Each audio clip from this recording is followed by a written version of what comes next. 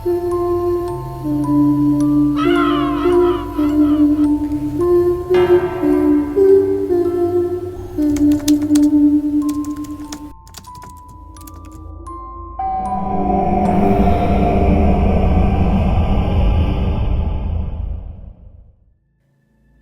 lahat sa atin ay nagkaroon ng pagkakataon na makilala ang ating mga lolo't lola.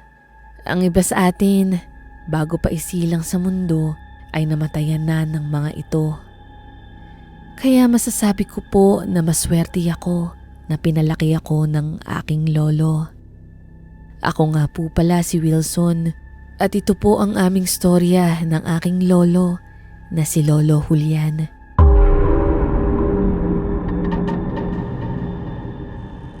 Nag-iisang anak ni Lolo Julian ng aking ina na si Nanay Mildred, habang ang aking tatay naman ay ulila na sa magulang.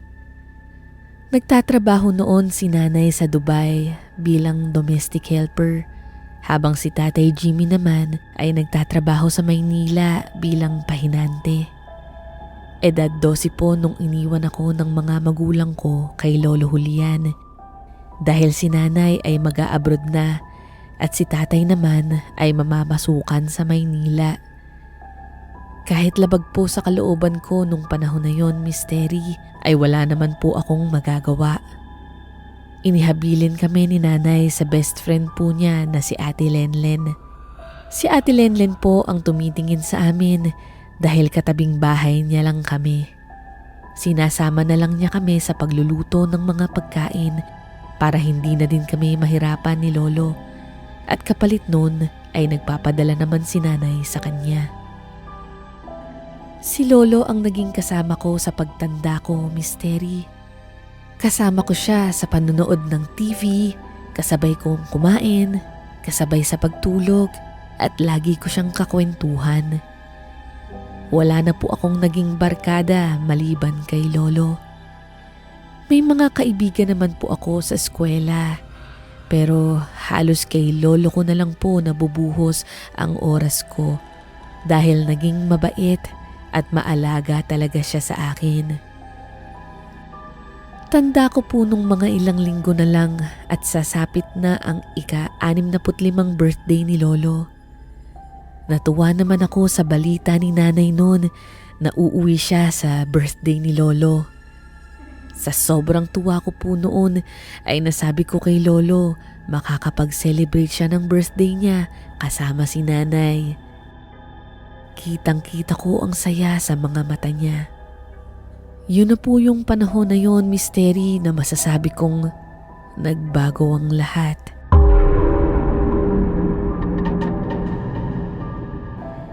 Isang gabi nang magising ako, naramdaman kong wala si Lolo sa kanyang kama. Kaya tumayo ako para hanapin siya. Lolo? Lolo Julian? Lo, saan na kayo? Walang sumasagot sa akin noon. Nagtungo ako sa sala at kusina pero hindi ko siya mahanap. Nagpunta ako sa likod bahay kung saan malimit na nakaupo si Lolo at doon nagkakape. Nakita ko siya sa ilalim ng isang puno. Agad kong pinuntahan si Lolo upang tanungin kung ano yung ginagawa niya doon. Lo, ano pong ginagawa niyo dito? Gabing-gabi na at mahamugan pa kayo. Nakita ko lang siya na nakatingala. Namimiss ko na siya, Apo. Kita ko ang pagtulo ng luha sa mga mata niya, Misteri. Si Lolo po ba? Namimiss din po kayo noon kung nasan po siya ngayon. Agad kong niyakap ito para naman makaramdam siya na may taong nagmamahal pa rin sa kanya. Kailan mo ba ako kukunin, ha? Tanong nito habang nakatingala pa rin siya. Nagbiro naman akong nagtanong sa kanya. Ano ba naman kayo, Lolo? Matagal pa tayong magsasama. Iiwan niyo na ba ako? Sabi mo ay susunduin mo ako. Dito ay parang kinikilabutan ako sa mga sinasabi ni Lolo Julian. Hindi kasi ako ang kausap ni Lolo nung oras na yon base sa mga sinasabi niya. Saglit akong nagpaalam kay Lolo para kumuha ng balabal para ilagay sa kanyang katawan.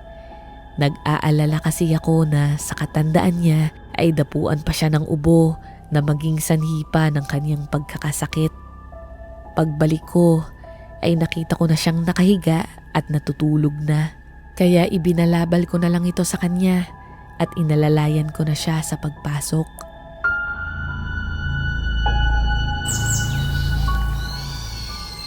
Kinabukasan ay naikwento ko sa kanya yung tungkol kagabi. Pero tila wala na siyang maalala sa mga nangyari. Kayo, Lolo ha? Namiss niyo ata si Lola eh. Anong namimiss? Bakit mo naman nasabi? Kagabi di ba? Nandun kayo sa ilalim ng puno at umiiyak pa nga kayo eh. At nagtatanong kung kailan niya kayo kukunin. Sabi niyo pa nga, namimiss niyo na si Lola eh. Ano bang sinasabi mo? Tulog na tulog ako kagabi. Hindi na ako nakipagtalo pa sa kanya, Miss Terry. Iniisip ko na lang na dala ng kanyang katandaan ay madalas na makalimot na ito. Hapon noon, habang nanonood ako ng isang palabas na cartoon sa TV, ay hinahanap ko si Lolo kung nasaan ito. Nandun siya sa aming kwarto. Nakaupo ito sa kanyang kama at nagtutupi ng mga damit niya at inilalagay niya sa isang malaking bag. Anong ginagawa niyo, Lolo? Inaayos ko na yung mga damit ko, Apo. Saan naman kayo pupunta niyan? Malapit na niya kasi akong sunduin, Apo. Ha? Nino po? Ang totoo niyan, nanlalamig na ako sa mga sinasabi ni Lolo sa akin at hindi ko naman alam kung pipigilan ko siya o hahayaan lang. Susunduin ako ng minamahal ko, Apo. Ni Lola? Matagal nang patay ang Lola eh, di ba? Tumingin ito sa akin at nagbago ang aura ng mukha nito. Tila ba may nasabi akong masama na lubha niyang ikinagalit. Sa totoo lang po, Miss Terry, ay patay na si Lola. Hindi ko na nga po siya inabutan. Hindi na lang sumagot si Lolo at tinuloy niya ang paglalagay ng damit sa kanyang bag.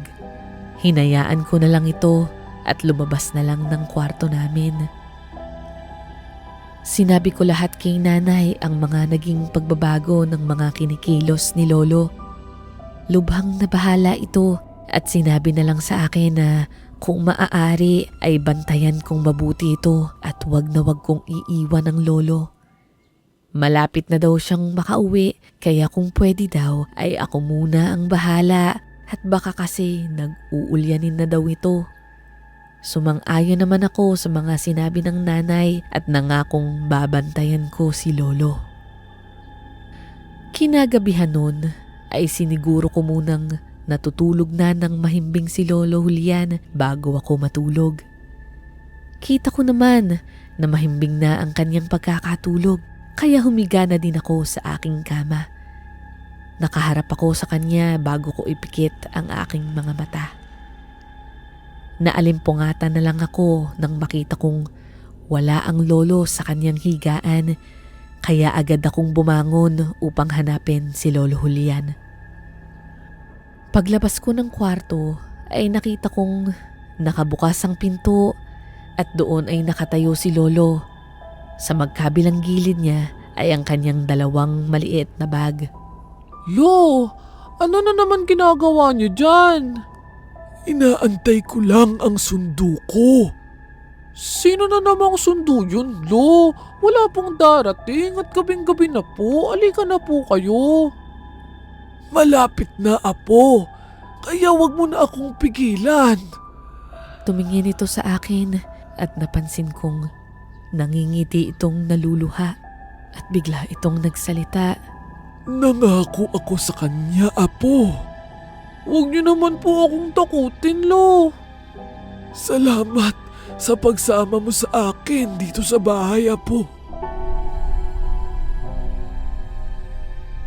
Naiyak ako sa mga sinabi sa akin ni Lolo Misteri. Bigla itong yumakap sa akin at pagkatapos nun ay nakatulog na po siya agad sa balikat ko.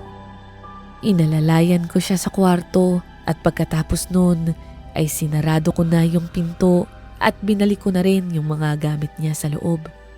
Hindi ko po alam, Misteri, kung dala ng katandaan ni Lolo kung bakit gano'n ang pag-uugali niya. Pero sa mga sinasabi niya sa akin ay parang may parte sa mga kwento nito ang totoo. Kinabukasan ay nagising ako at napansin kong wala na naman si Lolo sa kanyang kama. Kaya dali-dali akong lumabas upang hanapin siya. Pero nagulat ako nung nasa lamesa siya at nagkakape. Nakapaghain na din ito ng almusal para sa aming dalawa. Ngumiti ito sa akin nang makita niya ako. Oh, gising ka na pala, Apo. Alika na, tara kumain na tayo. Napangiti naman ako at sumagot sa kanya. Sige po, Lo. At gutom na din po ako eh. O kaya nga halika na at ako'y gutom na rin. Parang napagod ako sa lakad kagabi eh. Paano naman po kayo hindi mapapagod eh? Dala-dala niyo pa yung dalawan yung bag tapos lalabas na kayo ng bahay. Ha? Talaga ba, Apo? Dala ko yung mga bag ko. Nagtatakang tanong nito sa akin habang humihigop ng kape. Opo, Lo. Hindi niyo po ba naaalala yun? Ang alam ko lang ay nanaginip ako kagabi na naglalakad ako. Pinagkibit balikat ko na lang yung mga sinagot sa akin ni Lolo. Nakakasiguro na ako, Misteri. Nadala ng katandaan at baka nag-uulyanin na si Lolo Julian. Dito ay nagsalita ulit siya sa akin. Bukas na pala ang uwi ni Mildred. Oo nga po. At bukas na din po pala yung birthday mo, Lolo. Saan niyo po gustong kumain? Wala naman, Apo.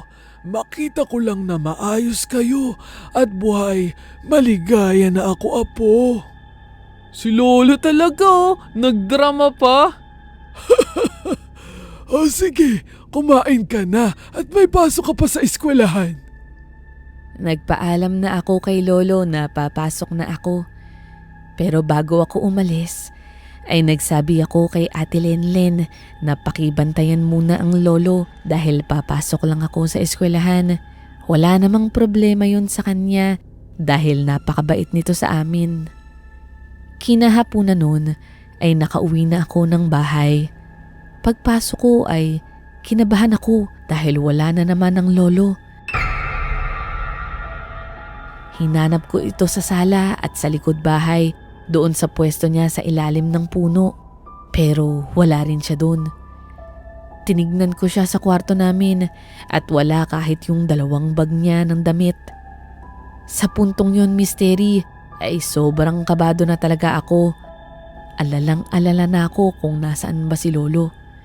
Kaya tinawagan ko si Ate Lenlen pero ang sabi niya ay hindi naman daw lumalabas ito ng bahay dahil nakabantay lang daw ito sa labas ng gate namin.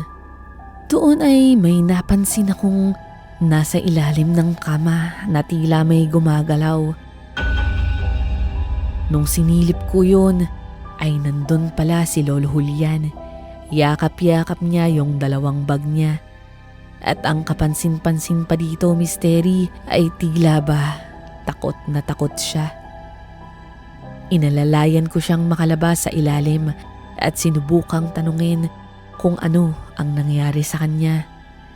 Nauutal siya at nangangatog. Ayon kay Lolo, nanonood daw siya ng TV sa sala nang may dumating na 10 nilalang na kulay itim at pilit siyang hinihila palabas ng bahay.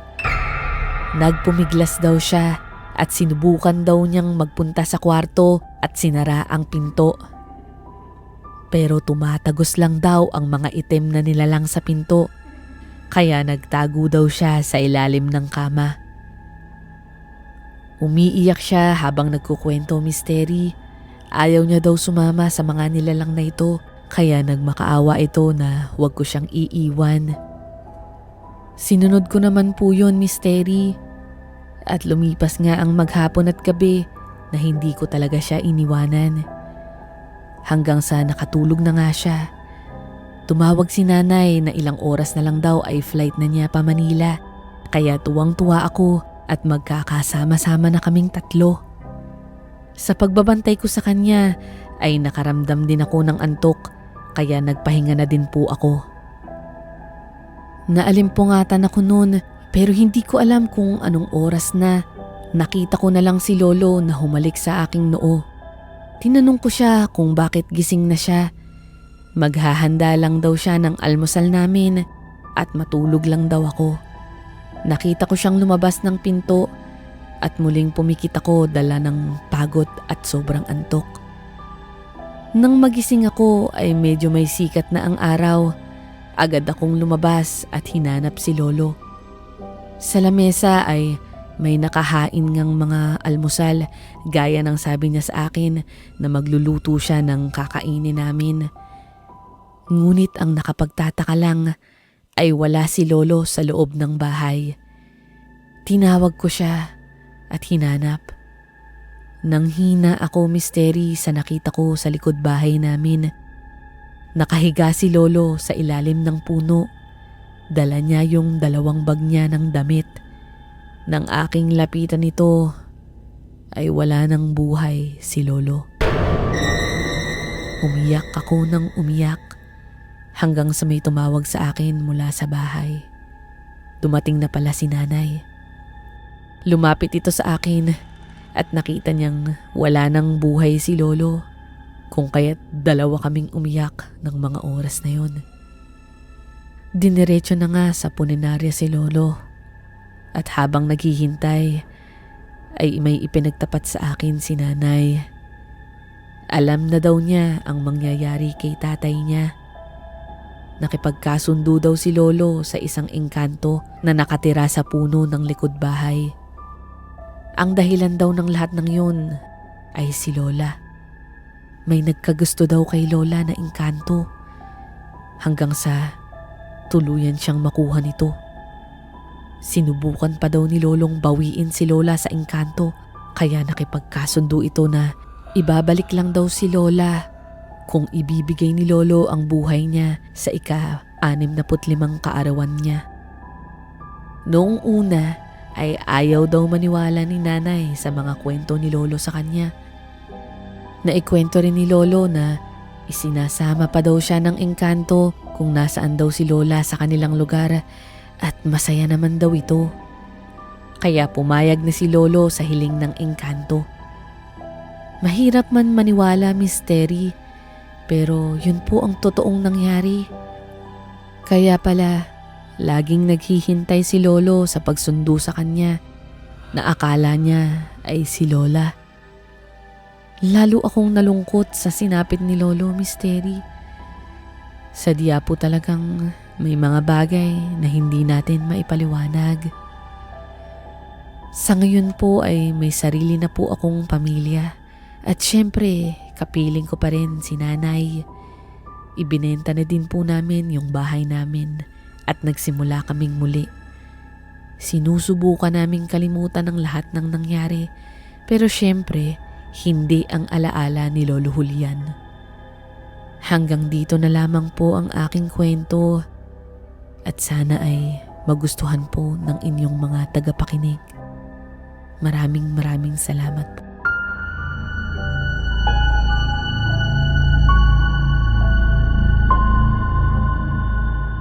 Maraming salamat po sa pakikinig sa aming storya. Maaari po kayong magpadala ng inyong sariling kwentong kababalaghan sa misteryoSadilimTV@gmail.com. Malaking bagay rin po kung kayo ay makakapag-subscribe sa aming channel. Maraming salamat po at hanggang sa muling Misteryo sa Dilim.